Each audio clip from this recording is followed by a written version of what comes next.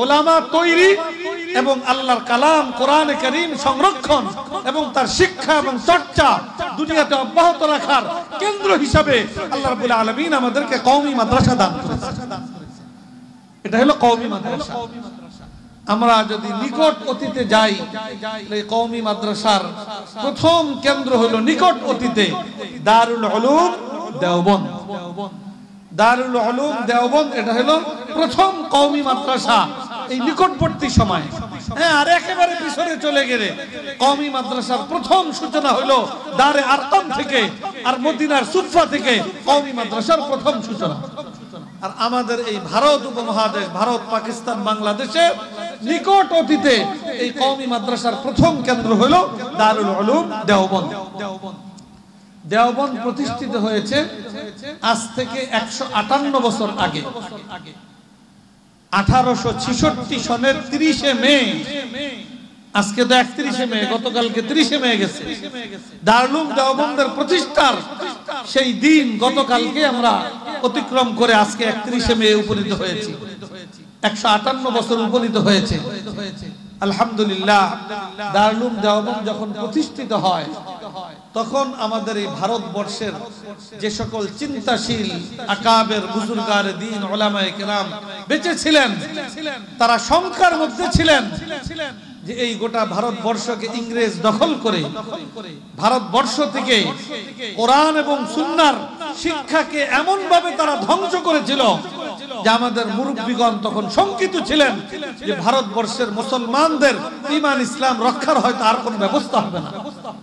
তিনারা অনেক কান্নাকাটি করেছেন, চোখের পানিতে বুক ভাসাইছেন, আল্লাহর কাছে রোনা জারি করেছেন, নিজেদের সাধ্য অনুযায়ী প্রতিকূল পরিবেশের মধ্যেও চেষ্টা মেহনত অব্যাহত রেখেছেন। এর ফলশ্রুতিতে আল্লাহ তাআলা কুদরতি ভাবে ভারতবর্ষের মুসলমানদের ঈমান ইসলাম হেফাজতের জন্য, মুসলমানদের রাহবার উলামা তৈরির জন্য, কোরআন সুন্নাহর শিক্ষা এবং চর্চার ধারা অব্যাহত রাখার জন্য আল্লাহ রাব্বুল আলামিন ভারতবর্ষের মুসলমানদেরকে দারুল উলুম দেওবন্দ নামক মারকাজি প্রতিষ্ঠান আল্লাহ তাআলা উপহার দিয়েছেন। এবং আমাদের সেই দারুল উলুম দেওবন্দের প্রতিষ্ঠাকালীন সময়ের মুরব্বিয়ানে কেরামগণ প্রতিষ্ঠা লগ্ন থেকেই এই ব্যবস্থাপনা গ্রহণ করেছেন যে এই প্রতিষ্ঠান প্রতিষ্ঠিত হবে কোন সরকারের সহযোগিতা বা আনুকূল্যে নয়, কারণ তখন তো সরকার এগুলাকে মিটানোর ফিকিরে আছে, বরং এটা মুসলমানদের প্রয়োজন।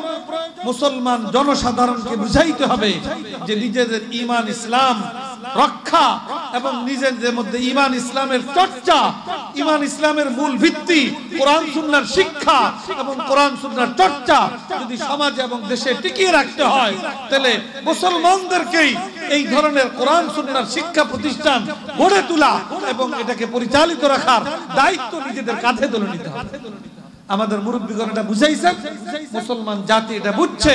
আলহামদুলিল্লাহ, এই 158 বছর ধরে এক দারুল উলুম দেওবন্দ থেকে শাখা প্রতিষ্ঠান, শাখা উপশাখা হইতে হইতে বর্তমানে শুধু ভারত, পাকিস্তান, বাংলাদেশ এই 3 দেশের দারুল উলুম দেওবন্দের শাখা প্রশাখার যদি হিসাব করি তাহলে প্রায় লক্ষাধিক দারুল উলুম দেওবন্দের শাখা প্রশাখা ইতিমধ্যে আলহামদুলিল্লাহ জন্ম লাভ করেছে।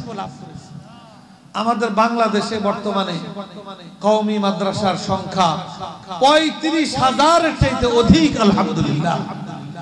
এর মধ্যে প্রায় 26,000 মাদ্রাসা আমাদের জাতীয় বোর্ড এই বেফাকুল মাদারিসুল আরাবিয়ার সাথে সম্পৃক্ত সংশ্লিষ্ট। তো এই কওমি মাদ্রাসা এরই ঐক্যবদ্ধ প্ল্যাটফর্ম হলো বেফাকুল মাদারিসুল আরাবিয়া বাংলাদেশ। আমি উলামায়ে কেরাম এবং মাদ্রাসা সংশ্লিষ্ট ব্যক্তিবর্গ তাদের কাছে উদাত্ত আহ্বান রাখবো যে আমাদের মুরব্বিগণ 1978 সনে আজ থেকে 46 বছর আগে আমাদের কওমি মাদ্রাসাগুলোকে এক সূত্রে গাঁথার উদ্দেশ্যে জাতীয় পর্যায়ের বোর্ড বেফাকুল মাদারিসুল আরাবিয়া প্রতিষ্ঠিত করছেন। অতএব আমরা যদি এর সাথে সংশ্লিষ্ট থাকি, এর মাধ্যমে আমরা বর্তমান মুরব্বি এবং আমাদের অতীত মুরব্বি সকলের সাথে আমাদের সম্পৃক্ততা অব্যাহত থাকবে। আর আল্লাহর কোরআনে আল্লাহ তাআলা নির্দেশ দিয়েছেন ওয়াতাসিমু বিহাবলিল্লাহি জামিআ, যে আল্লাহর কোরআনকে, আল্লাহর দ্বীনকে তোমরা ঐক্যবদ্ধভাবে মজবুতভাবে আঁকড়ে ধরো। এই ঐক্য উলামায়ে কেরামের ঐক্যের মাধ্যমে গোটা তৌহিদি জনতার ঐক্য সৃষ্টি হয়। আর উলামায়ে কেরামের ঐক্যের জন্যই আমাদের মুরব্বিগণ 46 বছর আগে এই বিফাকুল মাদারিসিল আরাবিয়া বাংলাদেশ এটাকে প্রতিষ্ঠিত করেছেন।